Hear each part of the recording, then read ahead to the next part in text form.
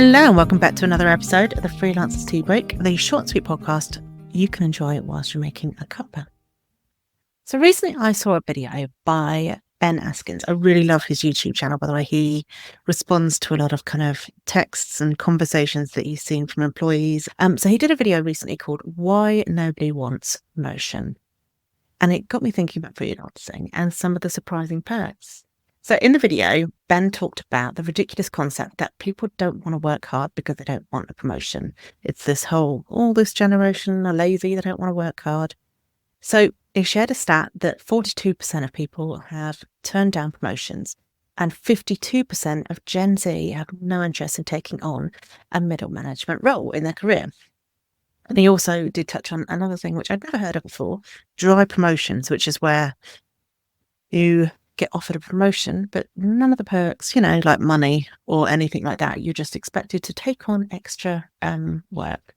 And the thing about promotions is that they often come with a lot of extra responsibility, people management. Not everybody wants that.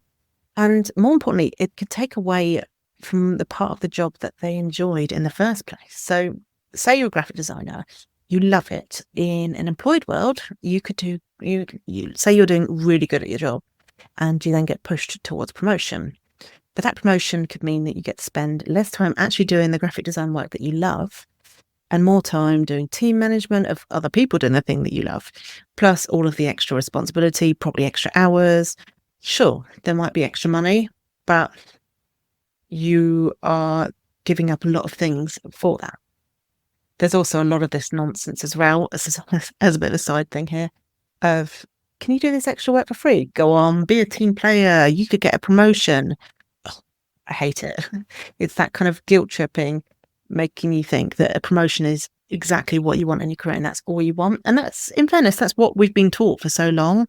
And I remember when I came out of university a long, long time ago, that was all that was talked about, the promotion, that you want to be promoted as much as possible throughout the company. That's what you were going for.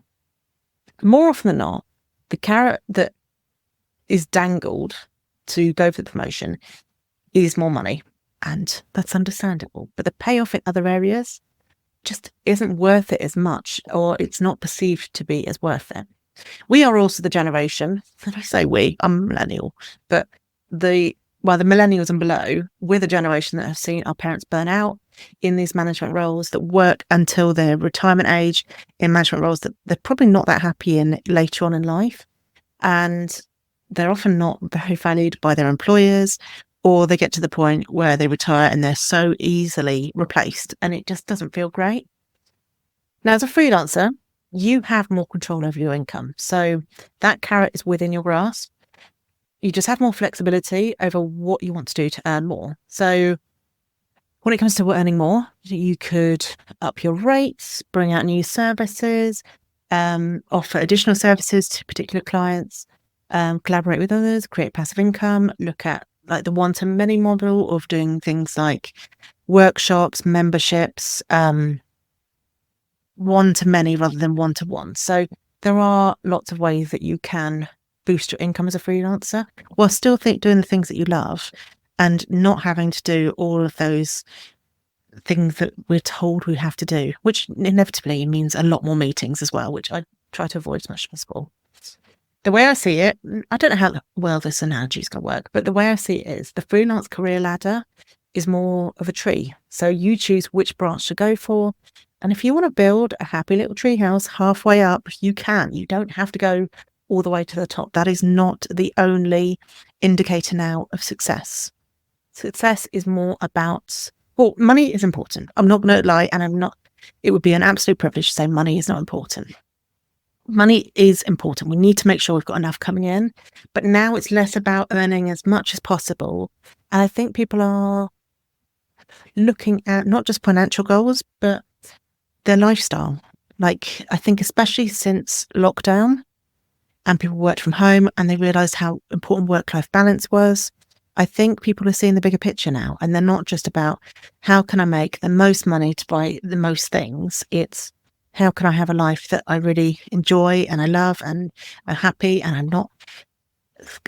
don't have sky high stress levels, all of these different things. People are looking at the bigger picture, and freelancing allows that more because you're not stuck on one path. You're not stuck on one way of seeing career success. It can be lots of different ways as a freelancer. And, you can do things like set up agencies if you do want to take on people management and things like that. You can outsource things. Those are all options, but they're options there that are defined by you, not by what management suggests.